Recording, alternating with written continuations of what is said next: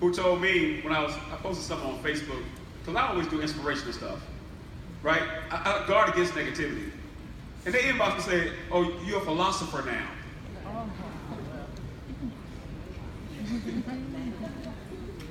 I really didn't know how to respond. So I didn't. Then I got another one that said, you think you this, you think you that. And then I responded. I said, shoot me your number. I'd like to speak with you. Because I'm not good with it. I don't want anybody to misconstrue my messages. I want you to hear what I got to tell you. All right. There won't be no misunderstanding. Right. But bottom line up front, I shared with the individual, I said, no, I don't think I'm a philosopher. I don't think I'm this and that. But I do know what I'm not. Ooh. I'm not what I used to be. Yeah. I'm not who I used to be. I don't still do the same things I did when I was 18. Right. If you 40 and you doing what you did when you was 18, that's why I think I'm this and that. Yes, yes. But see, what happens is when you get to remove that from those individuals because you afford them the opportunity. You talk to them about your progress. You talk to them about what's taking place. And that's how you develop what we call haters. True story. I'm telling you how this thing unfolds. Because when you start doing those simple things consistently that change your life, and they doing the simple things consistently that doesn't, that's going to be a natural separation. Anybody ever heard somebody say, yo, we're growing apart? Yeah. That's real. You're either growing together or you're growing apart. And if you're not on the same wavelength, the same mindset, have the same goals, it's natural that you will grow apart. So again, we're talking about how you do some things with your relationships. Because this whole business, this whole industry is about relationships. Everybody follow me on that? Yes.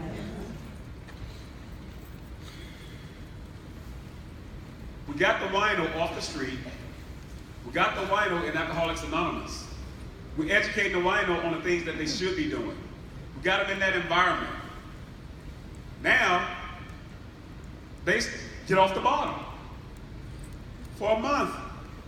But what happens when that person goes back to the bottom? What happens when that person says, you know what, I'm going to lose weight. And they lose a few pounds, but they gain it back. Why does that happen? Anybody know why that happens? If you was able to lose 2 pounds in 30 days, why can't you lose another 2 pounds in another 30 days? If you're off the bottom for a little while, for a month, why would you go back to the bottom 2 months later? Because you're not doing those simple things consistently. I hear people tell me all the time, hey, listen, okay, what I need to do? Okay, you're a goal builder. You've helped 9 families. What do you need to do? The same thing you did to reach goal builder to help those 9 people. What happens is people go away from the slight edge. It's either working for you or it's working against you. People don't want to do the mundane things. They don't want to do the travel parties. I did one of those. Did one of those? I've been to the weekly meeting. I know what they're going to say. Yeah, I heard Orlando's jokes. I'm going to laugh at the same jokes every week. I know about that. I've been to the weekly meeting. I've been to the convention. Anybody know anybody like that? And some of you are not going to raise your hand because you it. But you wonder why you're stuck. But guys, can I tell you, it starts with your mindset. Everything starts with your mindset, your mentality, your slight edge, your philosophy, your belief about the things and the success that you can have, that you were designed to have. It starts with you. So we talk about a slight edge. The first thing you want to do is what? Show up. Guys, no matter what, show up every single day. You beat half the people by showing up. You've heard Mr. Bradley probably a few times reiterate my favorite word, which is every day. Every day. Do I feel like it every day? No. But I show up every day. Do I play hurt? Yes. But I show up every day. Is it easy every day? Absolutely not. But every day. Because I know what's on the other side of showing up. Hey guys, can I tell you, you must be present to win? You must be present. And if you're not showing up, You heard Mr. Bradley earlier. Some people couldn't make it to Atlanta, and they live in Atlanta. But we got people who flew from the UK, right? Naomi Osei, David the Costa brothers. Some people drove over through the night to be here. Some people right there in your city where you live, where you have activity going on, don't show up. Then if they show up, it's not consistent. Every other week, every other month, it's real. But can I tell you guys, you have to work with those people who are willing to do the work. You got to work with those people who are willing to do the work. And you can beat 50% of the people, as I said, just by showing up. That's the bottom line up front. Would y'all agree with that? With this thing on? Is this thing? Do y'all agree with that? Yes. Guys, by showing up. It's easy to do, but it's easy not to do. Yeah, it's slight edge. It's easy to do, but it's easy not to do. But you know why it's easy for me, even though it's tough? Because I have a big why. Because I have a big reason why. I have so many whys, guys, I promise you. If I tell y'all my story, you can handle it. If I tell y'all my testimony, you can handle it.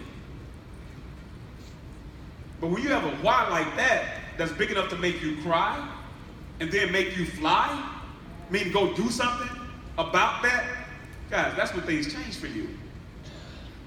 But a lot of people have the war is me mentality. Yeah, I came up poor, lower middle class. My mom raised 6 kids by herself. My father was killed in a car accident when I was 6 years of age. But I didn't say, oh, well, I didn't come up with my father, so no. No. See, it might not be your fault that you're down, but it is your fault if you choose to stay there. It's a choice.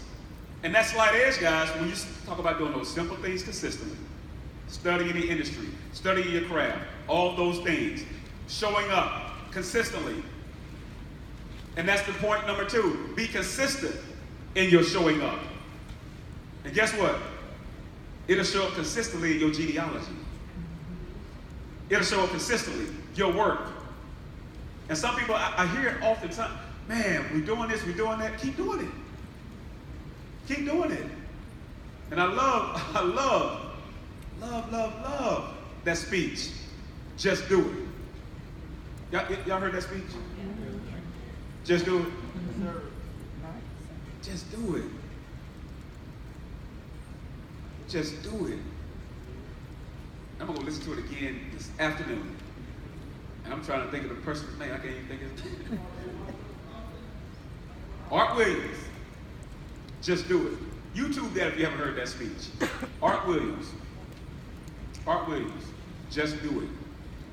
Very powerful. Guys, you got to be consistent. It goes hand in hand with number 1, showing up, as we talked about. Don't worry about the numbers, just strive for consistency, and the numbers will be there in the end. A lot of people focus on their results, and sometimes the results don't show up. That's what the slight edge is about. What might be taking place right now, you don't see it yet, but as you continue to do those simple things consistently over a period of time, now they start to show up. A lot of people say, man, Orlando, you hit 3-star in 40 days and 40 nights. Over 500 people in your organization. No, it wasn't 40 days and 40 nights. It was 22 years and 40 days and 40 nights. That 22 years of military service. That 22 years of training American sons and daughters. That 22 years of developing as a leader. That 22 years. And guess what? You paid the price someplace else as well. So when you see people jump in the system, have what we call overnight success, it's because they've already paid the price. And the way you do one thing is the way you do all things. So again, being very transparent. If you know you're lazy, get out of that. Get out of that laziness. That spirit of laziness. You weren't created to be lazy. I'm not going to even poll the room as I usually do, because I don't even want you to have to admit that. Get out of the lazy spirit. Hanging around lazy people that you know lazy. But a lot of times, guess what? We wonder why our teams aren't doing anything. In my opinion, 2 reasons. If your team isn't doing anything, number one, you gotta remember that's the team you built. You look for that easy, the low-hanging fruit, as they say. You look for that individual who you know need it, but might not want it. That's a different mindset. It's one thing to need the opportunity and desire it. We know a lot of people who need it, but they don't have an ambitious bone in their body. Not willing to go for it.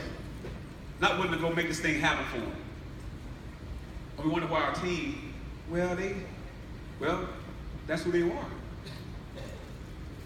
But a grind and a go-getter, they always a grind and a go-getter. A person going to accomplish a thing, Baron, they always going to do that. Mr. Bradley displayed that earlier. A winner is always going to win. That's some of the things you don't have to teach. So guys, don't worry about your results. Worry about the activity. The results are going to show up. You might not see it right now. You might not see it right now.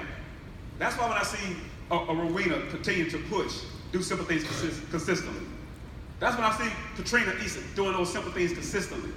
That's why when I see Yvette Ferguson doing those simple things consistently, and they all running down gold builder, unlocking every level that makes you poised and positioned to earn a 6-figure income. And they all doing it on a part-time basis. So guys, understand that process. And don't give in. Pay the price. Is it easy? No. Is it hard? Yep. But it becomes easy when you have a big enough why. It's easy for me to get on the road. It's easy for me to do 3-way calls all day.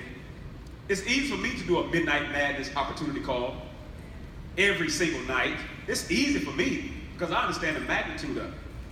I understand what's taking place, not just for me, but for every single person who desires to win. Guys, you don't have to be better. You don't have to be smarter. You don't have to be genetically gifted.